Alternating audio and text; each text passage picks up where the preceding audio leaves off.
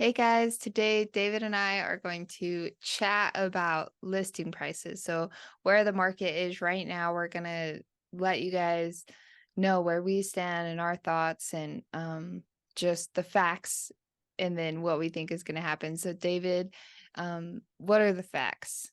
Yeah, so we're covering Realtor.com's weekly housing trends review. And actually, Realtor.com produces some great research. And this weekly trends goes down and breaks down some of the trends all across the country.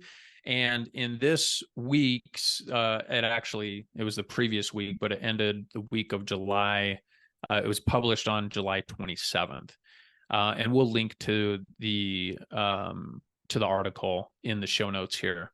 But the key finding was that the annual decline in the median listing price evaporated, with prices tying year ago levels.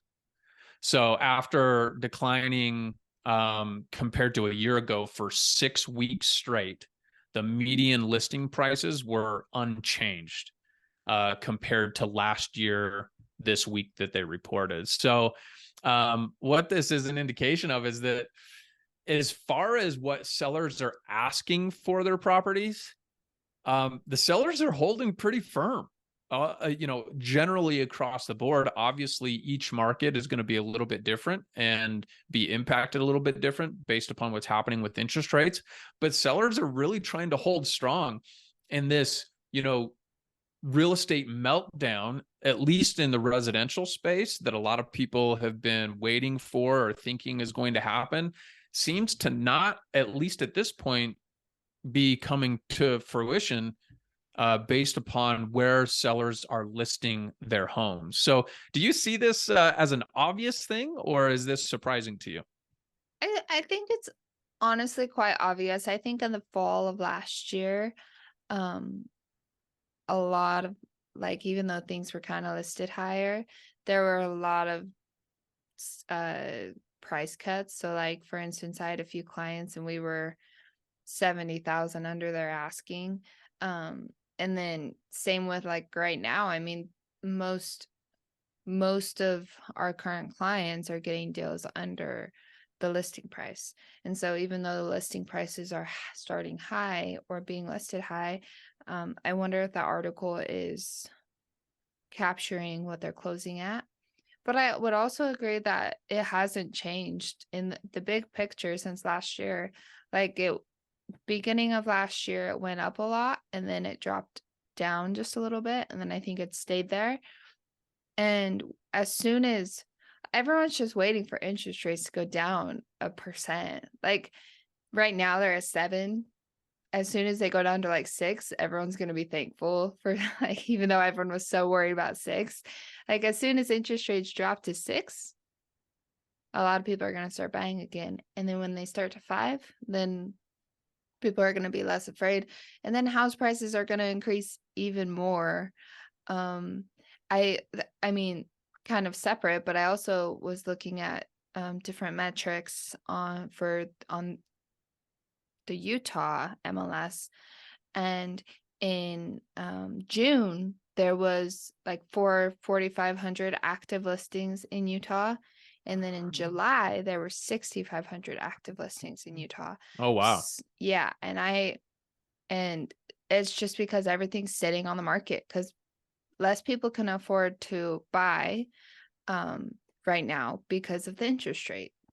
So all of those first-time home buyers are having a really hard time buying, and everything's sitting on the market. But at the same time, as a seller, I would put it as what I think the house should go for. I would put it at that price, and that's if I absolutely needed it to go, and let it sit until interest rates go down, and then people are going to come in and buy it. It's interesting that you say, and again, to the point of each market is a little bit different, with the number of active listings in Utah being up significantly. This same report, Realtor.com Weekly Housing Trends, shows that the active listings are down 8% year over year, right? So since July, the same week in July of last year, active listings are down 8%, and new listings are down 18%. So less homes are coming on the market, and the number of active listings, which I think, Utah is probably one of the more robust markets across the country. So it's not surprising to me to see a lot of sellers still trying to sell. And so the listing inventory is higher. But I could also see that this being a trend across the country where a lot of sellers have become frustrated that they haven't been able to get the price that they want. And so they're pulling their listing off the market. And so active listings dropping slightly across the board. And then the last little piece in this article talks about time on market. And although pretty minimal, the trend across the board, year over year change from the same week last year, is that homes are taking 9 days longer to sell than they were last year. So median listing price, no change compared to last year, which is bucking the trend that has been over the last 6 weeks. So over the last 6 weeks, that median listing price has been going down. Well, the median listing price has been holding firm. New listing inventory across the board going down. So listings are down 18% this week compared to a year ago. Number of active listings on the market down 8% compared to a year ago. And the time on market 9 days slower as far as how long it takes for a property to go under contract. So interesting. Yeah. Yeah, but then again, like last year wasn't really realistic in how fast things were going off the Right. market. Yep. Yeah. Absolutely. Great. I mean, honestly, I think that the decline in houses being listed for sale is a natural occurrence because the more people learn, the more they realize that real estate, like a lot of smart investors don't sell properties very often. Like most of the time you're acquiring new properties and renting out your old ones. And so I think as more new investors get started in the market and more investors continue in the market and more people learn that investing in real estate is accessible to them and they start buying 2 or 3 homes, start not instead of selling their home and moving and buying another one, they're renting it and moving and buying another one. Unless if new build keeps up, but I mean, eventually there won't be anything on the market like that. Like that's not gonna happen. But like if you think about it that way, I think about that all the time. Like eventually you're not going to be able to come across houses for sale as often because everyone's going to be like, all the investors are just going to have them all. Well, I think one area where the market is being saved is by new construction. I think a lot of homeowners who are in that 3%, 4%, 5% interest rates are just like, hey, you know what? If I can't get my price, I'm not letting go of this mortgage at this point. So the builders are really the ones that are winning and actually helping the market from an inventory standpoint. Otherwise, I think the inventory would be a lot less than it is Mm-hmm. today if we didn't have new construction happening.